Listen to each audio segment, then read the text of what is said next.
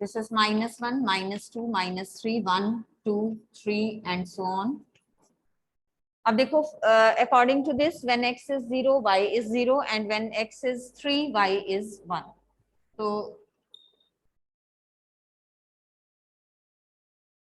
आप graph plot करेंगे इन 2 points से,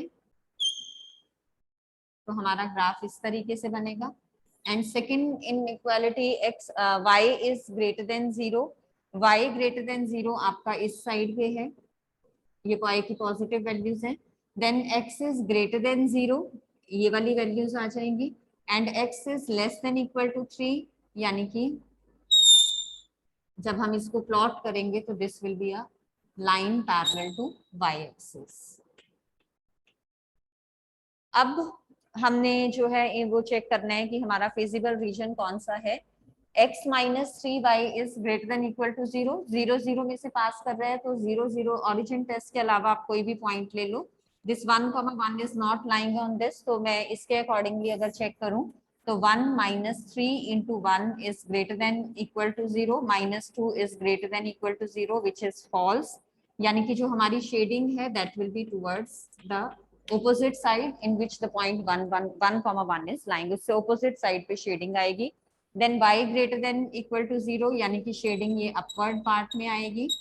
और x greater than equal to 0, less than 0, यानी कि शेडिंग ये आएगी. तो this is your bounded region and this is in the first quadrant. तो option B will be your answer, is bounded in the first quadrant.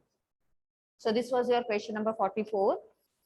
LPP के जो आपके common कुछ रिजल्ट्स हैं, जैसे ऑब्जेक्टिव फंक्शन क्या है, डेफिनेशंस वगैरह क्या है, that also you are to go through, क्योंकि वो भी एज एन ऑप्शन आपकी आ सकती हैं.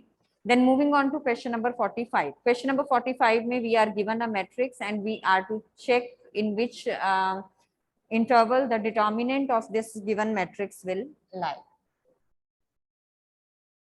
So first of all, we are to find the determinant.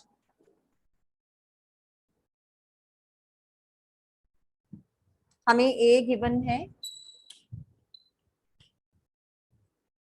1 sin alpha 1, then minus sin alpha 1 sin alpha, then -1 minus sin alpha and 1.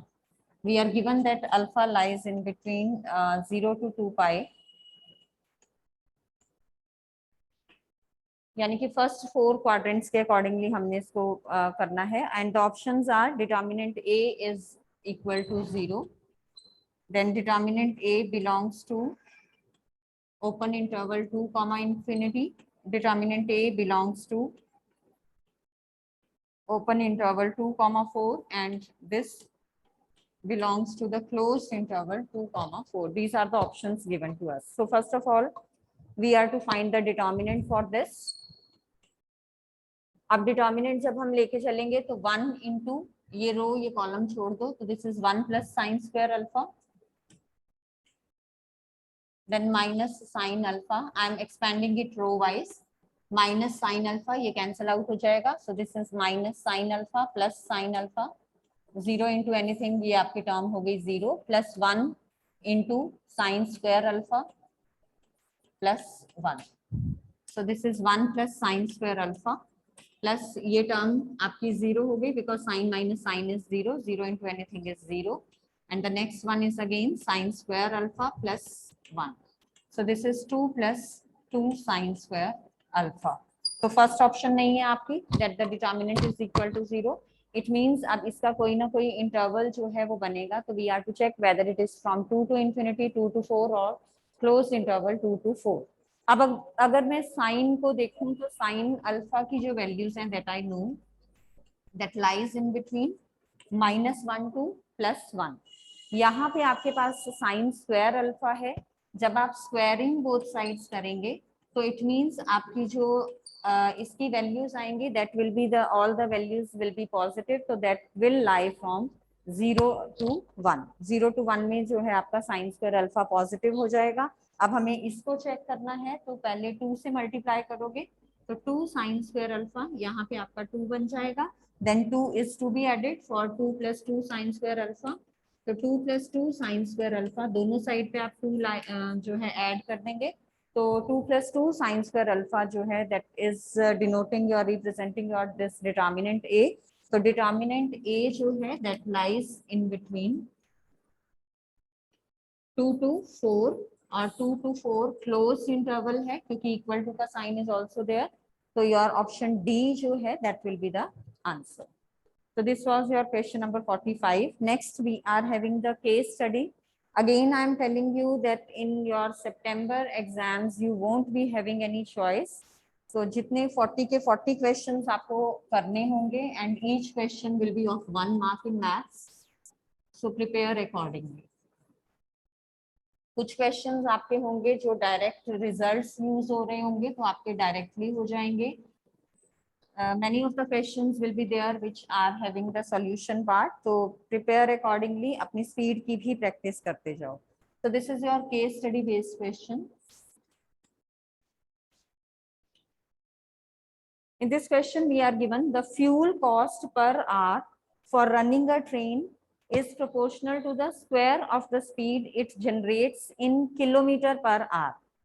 Fuel cost जो है एक train की पर आवर के हिसाब से हमें गिवन है that it is proportional to the speed it generates in kilometre per hour. If the fuel costs ₹48 per hour at a speed of 16 kilometre per hour, कि फ्यूल की cost अगर ₹48 per hour है और train जो है that is moving at a speed of 16 kilometre per hour, and the fixed charges to run the train amount to ₹1200 per hour. Fixed charges जो हैं that are ₹1200 per hour. तो आगे जो options हैं अकॉर्डिंगली वी विल डू कि हमने क्या find out करना है। Assume the speed of the train as v kilometre per hour. Speed of train आपको जो है वो v kilometre per hour given. तो जहां पे हमने स्पीड वर्ड यूज करना है we will use this variable v। अब हमें जो है गिवन है fuel cost per hour for running a train is proportional to the square of the speed. Fuel cost is proportional to the square of the speed of the train it generates in kilometre per hour. अब आपको पता है जब आप sign of proportionality हटाते हो तो उसकी जगह सम कांस्टेंट आ जाता है आपका। तो स्पीड हमारे पास v है, तो ये हमारी जो फ्यूल कॉस्ट की पर आवर के हिसाब से जो बनी हमारी equation that is fuel cost is equal to k times v square. उसके बाद उसने क्या कहा, एंड द फिक्स्ड चार्जेस जो हैं to run the train amount to ₹1200। तो फिक्स्ड चार्जेस जो हैं अगर हम उनकी बात करें तो 1200 है पर आवर के हिसाब से। तो फ्यूल कॉस्ट जब हम टोटल निकालेंगे तो मतलब ये आपकी 1 आवर की गिवन है, तो एज पर 40 आवर्स जब हम इसको लेके चलेंगे fuel cost will be k times v square into t। मान लो t आवर्स के लिए 1 आवर के लिए आपकी ये है, तो t आवर्स के लिए जो फ्यूल कॉस्ट है that will B this. Same way में टोटल कॉस्ट अगर हमने निकालनी है, टोटल कॉस्ट में उसने क्या कहा कि फ्यूल कॉस्ट के accordingly some fixed charges are there which are 1200 kilometre per hour. अब t आवर्स के लिए जो आपकी फ्यूल कॉस्ट है that is k times v square into t। 1 hour के लिए ये थी दिस वन, तो t आवर्स के लिए ये हो गई।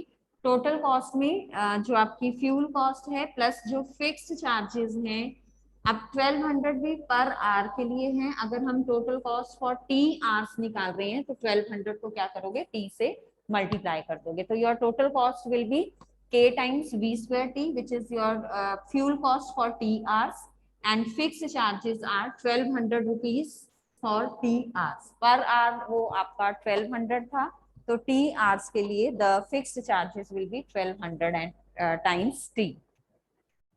अब हमें इनको यूज करते हुए जो बाकी हमारे हैं क्वेश्चंस उनको सॉल्व आउट करना है।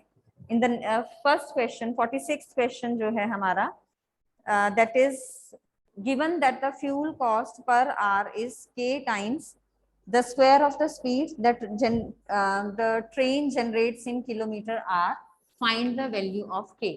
अब इसमें वो हमें क्या कह रहा है कि हमें गिवन है that the fuel cost per our is k times the square of the speed of the train generates in kilometre per our. This is तो फाइंड द वैल्यू ऑफ के। अब क्वेश्चन में हमें गिवन था if the fuel cost ₹48 per our, तो fuel cost हो गई ₹48 and के की वैल्यू हमने निकालनी है at us if the train is moving at a speed of 16 kilometre per our, तो 16 का स्क्वायर हम इसमें पुट कर रहे हैं इसको, क्योंकि पर आवर के हिसाब से हमें गिवन है, टाइम टी के हिसाब से नहीं है।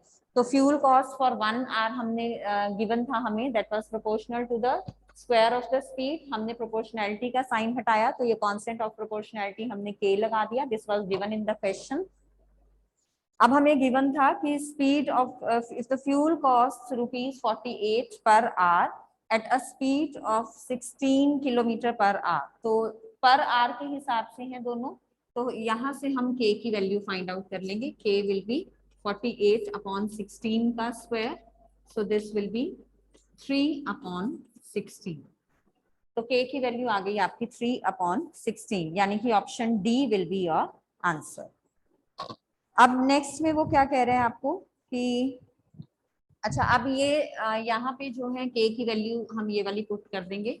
This will be 3/16 and this is again 3/16। तो अकॉर्डिंगली अब हम जो भी आगे की कैलकुलेशंस हैं that we will do according to these equations. अब नेक्स्ट में वो हमें क्या कह रहे हैं कि if the train has travelled a distance of 500 kilometre, train, this was your question number 46। अब 47th में वो कह रहे हैं कि if the train has traveled a distance of 500 kilometre, 500 kilometre का ट्रेन ने डिस्टेंस जो है वो ट्रेवल किया है, then the total cost of running the train is given by the function। अब टोटल जो कॉस्ट है वो हमने निकालनी है। देखो अब हमें टाइम नहीं पता यहाँ पे कितना टाइम है, स्पीड हमें पता है v है, डिस्टेंस हमें पता है 500 है, तो t जो है that we will calculate. Speed आपको पता है that is equal to distance upon time, तो अकॉर्डिंगली अगर आपको टाइम निकालना है तो that will be distance upon speed. तो t की वैल्यू 500/v, और हमें कैलकुलेट क्या करना है यहाँ पे, total cost of running the train.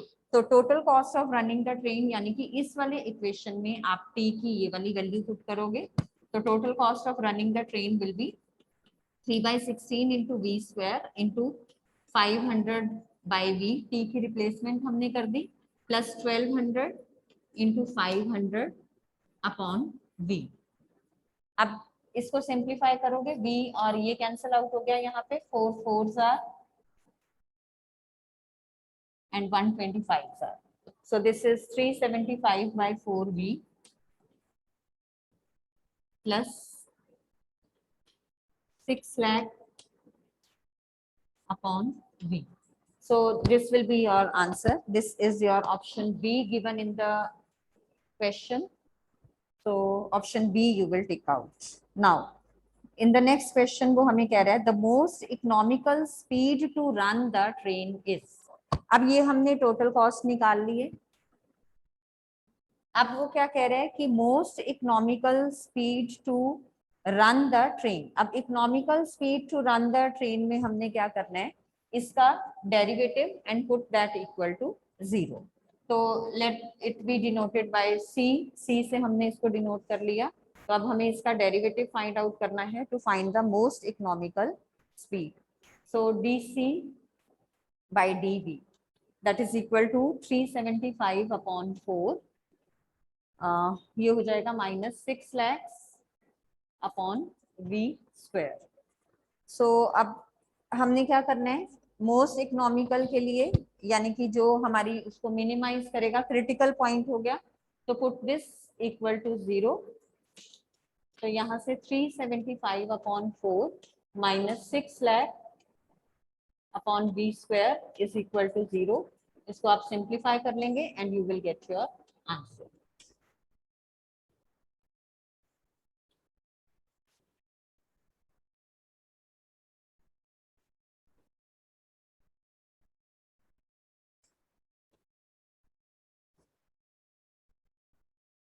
तो इसको सिंप्लीफाई करके you will get the value of v as 80 kilometre per hour, यानी कि जो इकोनॉमिकल जब स्पीड 80 किलोमीटर पर आवर होगा तो this is the most economical speed, जिसके करके आपकी जो कॉस्ट है वो मिनिमाइज हो जाएगी।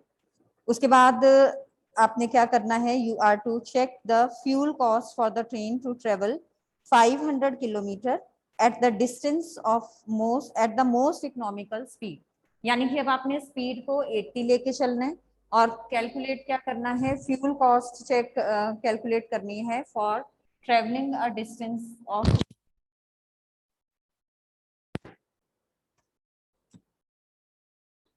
500 किलोमीटर डिस्टेंस ट्रेवल करने के लिए you are to find the fuel cost. अब हमें पता है जो फ्यूल कॉस्ट है that is 3/16 v square T.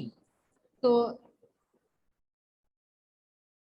हमने क्या करना है, यहाँ पे जो स्पीड है उसको क्योंकि इकोनॉमिकल के अकॉर्डिंगली रिलेटेड है वो आपका, तो स्पीड हमने प्रीवियस वाले में 80 किलोमीटर पर आवर निकाली है, तो स्पीड जो है वो हम 80 पुट करेंगे and we will find out this equation. Distance हमें गिवन है 500, तो fuel cost will be 3/16 v square into t is 500 upon v।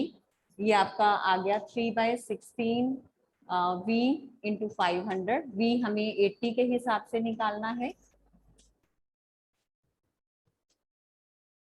तो इसको आप सिंप्लीफाई कर लेंगे and you will get your answer. So 7500 kilometer per hour.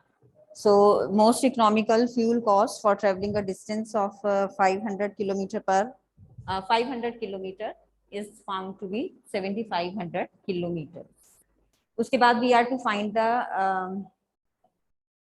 total cost of the train to travel distance of this. तो total cost of the train हम निकाल लेंगे accordingly। यहाँ पे आप v को 80 पुट करेंगे, t को 500 by v पुट करेंगे and then you will simplify। इसको पुट करो and find out the values, all of you। Find the total cost at total economic cost। तो speed you are to take जो आपकी economic speed आई थी that is 80 kilometre per hour and simplify। Do the calculations quickly। Total cost का आपके पास ये है equation 3/16 v square t plus 1200 t। v को आपने 80 लेना है, t को आपने अगेन 500 अपॉन v लेना है क्योंकि डिस्टेंस सेम 500 किलोमीटर आप ट्रेवल कर रहे हो। तो find out the answer.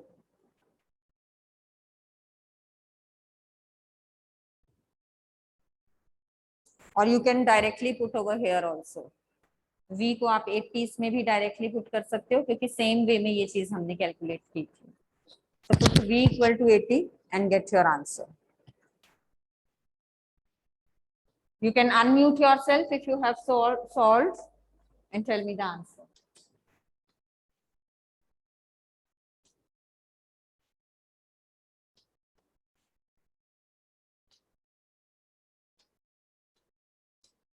Be quick।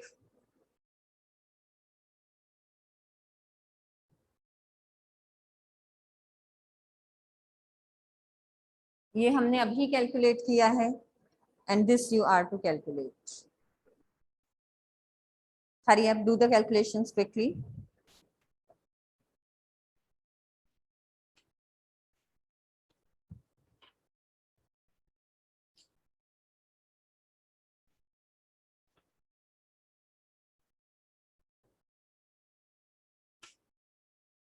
You can unmute yourself and tell me the answer।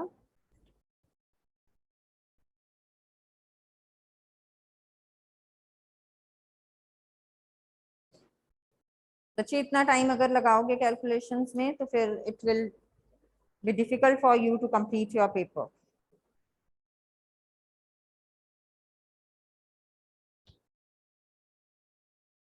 Yes Aditya, Gunjot, Siya, Abhishek, Bhavya, give me the answer. Rohan, Saksham, Supriya, Kritika, Lakshya.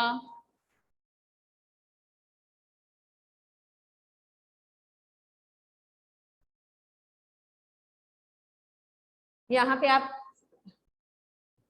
This is 7500, इसकी कैंसिलेशन करो। दिस इज अगेन 7500, तो 15,000 जो है that will be the total cost for a distance of 500 kilometre at the most economic speed. With this the sample paper discussion is over। अब AOD के एक दो हम केस स्टडीज बेस्ड क्वेश्चंस कर रहे हैं। एओडी में आपके जो केस स्टडी बेस्ड क्वेश्चंस बन रहे हैं वो ज्यादातर जो है most of the sample papers में जो वर्ड प्रॉब्लम्स हैं, स्टेटमेंट प्रॉब्लम्स वाले क्वेश्चंस हैं, बेस्ड ऑन दैट गिवन है। I am just taking one example, तो वहां से आपको पता लग जाएगा कि किस तरह से क्वेश्चंस आपके आ सकते हैं।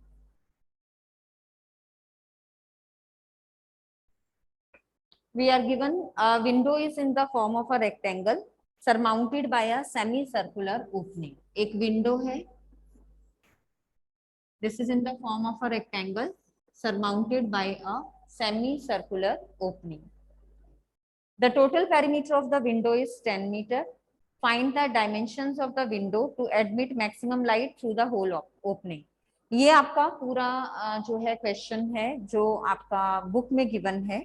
अब जो आपका इसी पे बेस्ड क्वेश्चन आएगा, दैट इज जो इसमें गिवन था, अ carpenter designs a window in the form of a rectangle surmounted by a semicircle. The total perimeter of the window is 10 meter. Based on the above information, answer the following questions. अब हमें जो है given है यहाँ पे, this is 2x, this is y. अब ये distance पूरा अगर 2x है तो आपका जो रेडियस है that will be half of 2x यानी कि x. अब फर्स्ट क्वेश्चन में उसने हमें क्या कहा, find the perimeter of the window in terms of x and y. तो नीचे 4 ऑप्शंस गिवन है, उसमें से हमें जो है वो सिलेक्ट करना है। पेरीमीटर ऑफ विंडो जब हम लेके चलेंगे, देखो तो पेरीमीटर मींस हमने ये लेके चलनी है साइड, ये साइड लेके चलनी है, ये साइड लेके चलनी है। So this is 2x plus y and this. तो पेरीमीटर के केस में ये बीच वाली जो आपकी लाइन है जो हमने शो की है बना के, ये नहीं लेनी है क्योंकि विंडो में बीच में से ऐसे आपका ये पार्ट नहीं होगा। ये विंडो जो होगी आपकी that will be in this shape. तो ये वाली साइड आपने लेनी है, ये वाली साइड लेनी है, ये साइड लेनी है और ये सेमी पेरीमीटर लेना है for finding out the perimeter of the window. तो अब आपके पास जो, जब हम सेमी पेरीमीटर की बात करेंगे तो that is given by this 2x plus y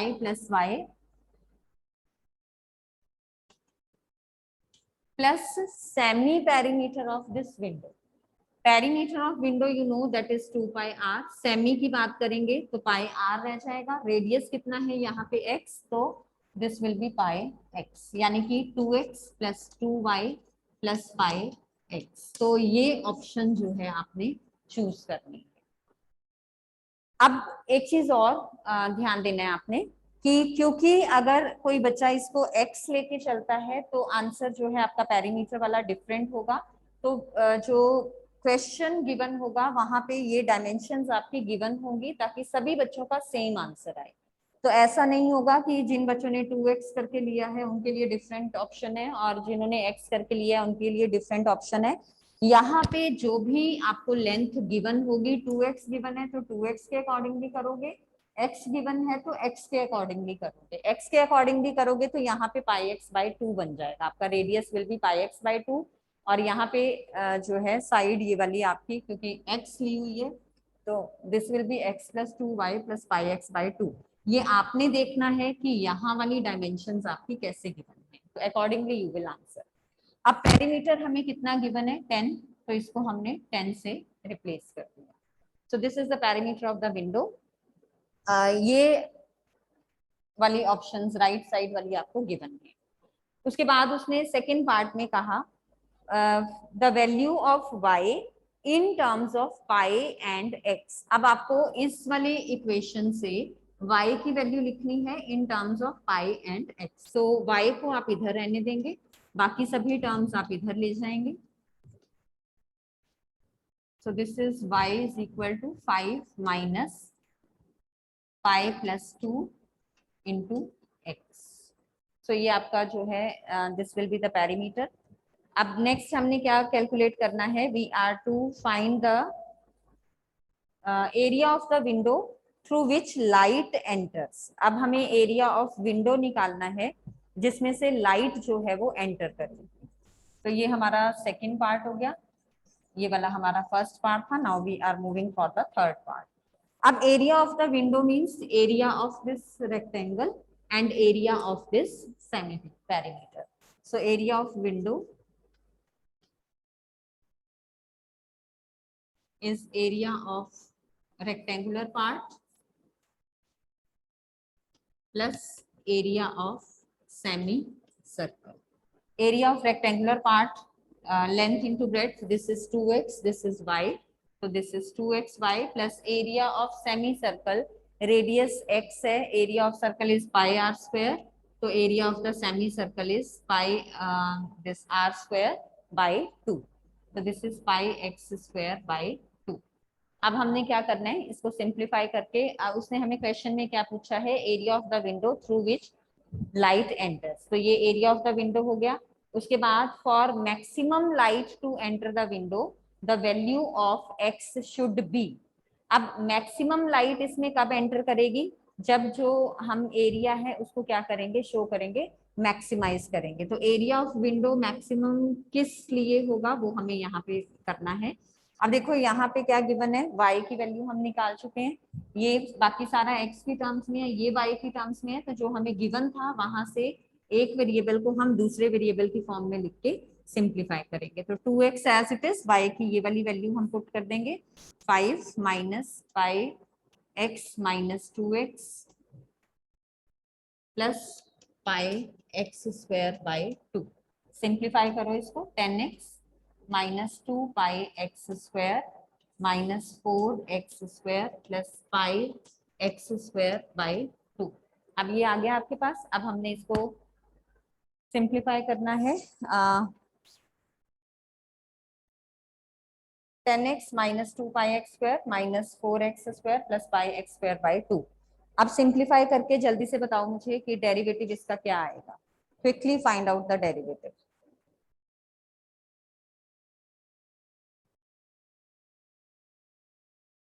hurry up.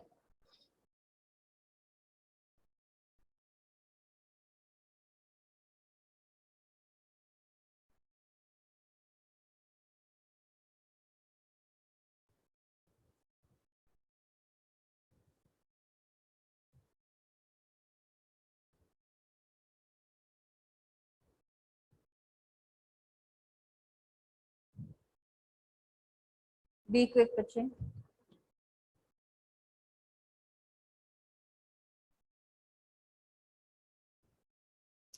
Check the calculations also. If you find there is any mistake, you can tell me the.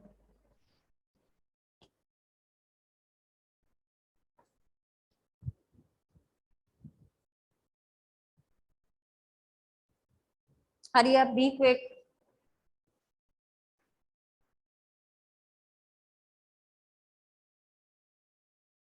Saksham, unmute yourself and tell me, is it correct or do you find any mistake in this? Is this correct? Calculations are correct or any kind of mistake is there? ठीक ही लग रहे हैं. ठीक ही लग रही नहीं है. Check the calculations.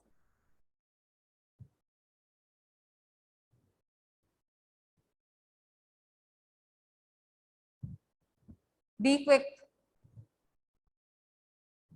ठीक है. I have made one mistake and no one of you have pointed out. Check this step carefully. इस step में I have made one mistake and no one of you have pointed out. मैंने यहाँ पे 2 से divide किया बच्चे. यहाँ 2 से डिवाइड करके मैंने इसको 2 ही रहने दिया और पाई को पाई ही रहने दिया. जबकि जब हम 2 से डिवाइड कर रहे हैं, this will become pi by 2 and this will become 1. बिल्कुल आप लोग ना ध्यान नहीं देते.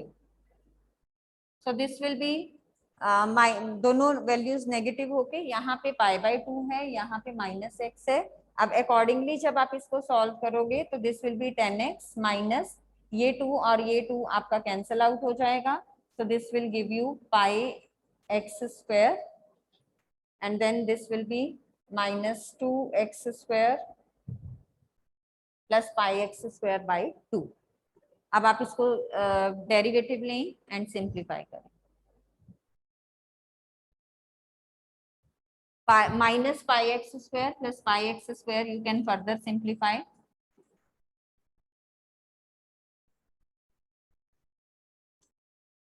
अब इसका डेरिवेटिव लिया हमने with respect to x, so this will be 10x का डेरिवेटिव is 10, 2x स्क्वायर का derivative minus 4x and minus pi by 2 x square का derivative is minus pi x. अब for the critical points put this equal to 0, तो वहां से आपके पास x की value आ जाएगी.